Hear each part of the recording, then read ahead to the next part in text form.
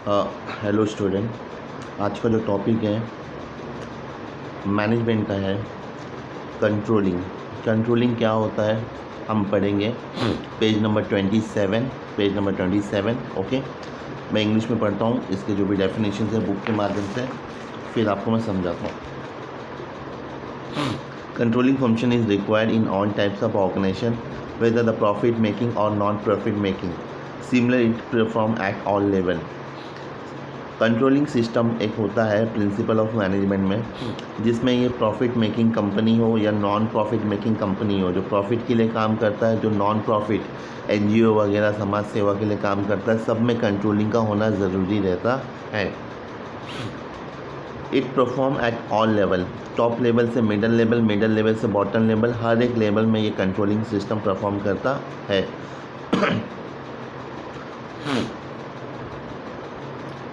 The effective of planning the function is determined with the function of the controlling. Planning and controlling are the major part of the management cycle. Planning and controlling, जो चीज़ आप plan करते हो, product बनाना है, cell करना है, marketing करना है, उसमें आपको कंट्रोलिंग भी होना चाहिए। कोई भी चीज़ में आप जब प्लान करते हो तो प्रॉपर प्लानिंग होना चाहिए, गलती से प्लान आपका मिसप्लेस नहीं होना चाहिए। इसलिए जब हम प्लान करते हैं तो उसको कंट्रोल करना चाहिए, जितना ज़रूरी है उतना ही प्लान करना चाहिए, जितना ज़रूरी नहीं उतना प्लान नहीं करना चाहिए। Okay, next, controlling function is the comparing the actual performance with the predetermined stand and the performance। Controlling हम लोग प्री डिटरमाइन करते हैं। प्री डिटरमाइन मतलब पहले से ही डिसाइड करना कि कैसे बिजनेस को कंट्रोल करना है, कैसे नहीं। Okay, it measure deviation if any, identify the course of deviation, suggestion, corrective measures. The process of controlling help in the formulation of future plan also.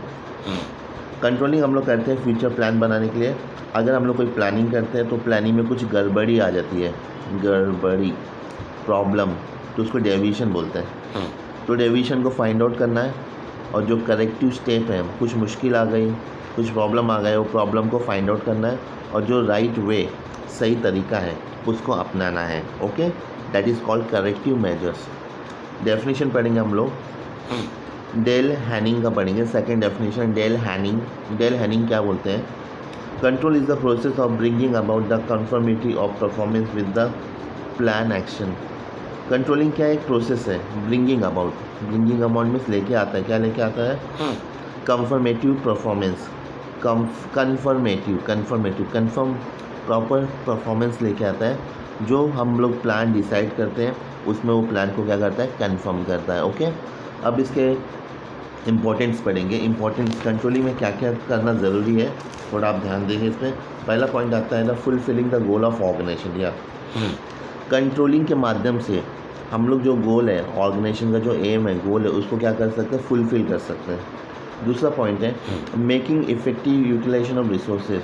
अगर हम लोग प्रोडक्शन कर रहे हैं या मार्केटिंग कर रहे हैं या सेल्स कर रहे हैं, तो उसमें क्या करने का, जो भी हमारे पास रॉ मटेरियल, जो भी रिसोर्सेस, ज़रूरत की चीज़ें अवेलेबल है, उसको क्या करना? प्रॉपर यूटिलाइज़ करना। तब जाके क्या होगा, हम लोग एक ऑर्गेनाइजेशन के जो ऑब्जेक्टिव्स है उसको फुलफ़िल कर पाएंगे, उसको अचीव कर पाएंगे।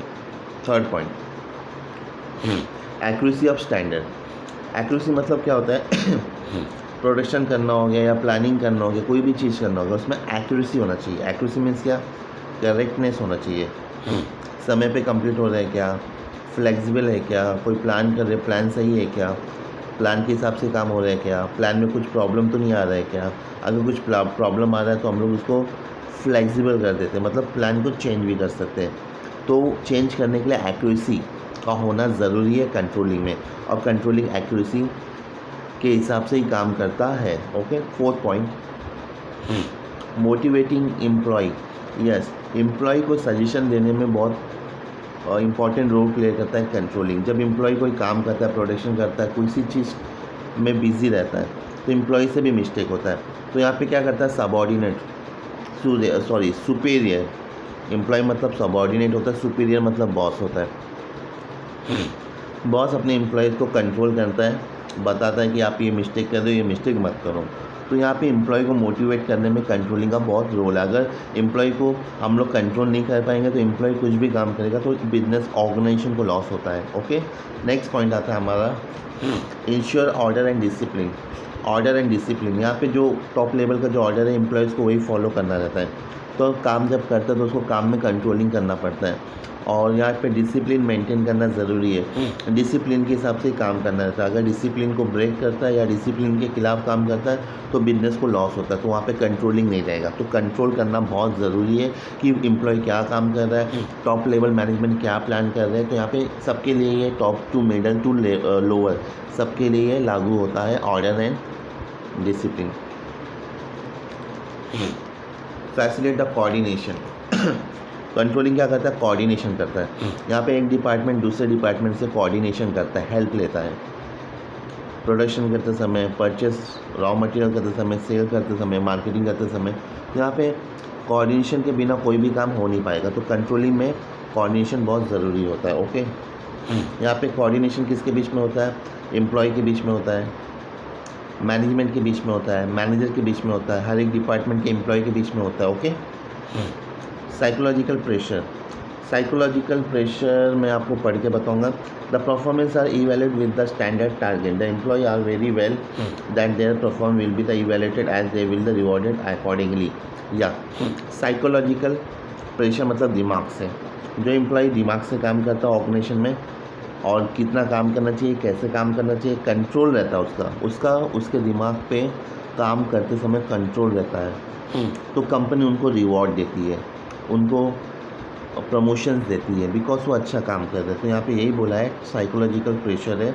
तो कंट्रोलिंग में ये होना ज़रूरी है कि आप कैसे काम करते हो। फॉर एग्जांपल आप स्टडी करते हो स्टूडेंट, तो आपको पता होना चाहिए कि मुझे कितना पढ़ना है, कितने मार्क्स के लिए आएगा, कितना याद करना है, कितना लिखना है पेपर में। तो ये आपका साइकोलॉजिकली बताता है कि आपको कितना लिखना चाहिए पेपर। ओके, तो कंट्रोलिंग बहुत इंपॉर्टेंट है। लास्ट पॉइंट है 8, ensure organization efficiency and the effectiveness.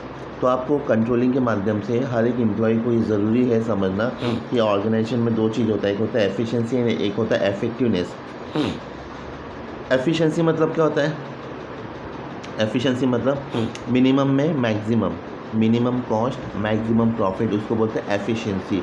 और इफेक्टिवनेस मतलब जो भी प्रोडक्ट आप बना रहे हो वो इफेक्टिवनेस होना चाहिए, उसमें क्वालिटी होना चाहिए, उसमें क्वांटिटी होना चाहिए, लोगों को फ़ायदे वाली चीज़ें होनी चाहिए।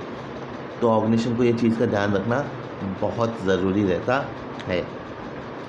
ओके, नेक्स्ट आता है student, build good corporate image. Yes, controlling हर एक ऑर्गेनाइजेशन, हर एक top level, middle level and lower level employ use करता है। जिससे क्या होता है?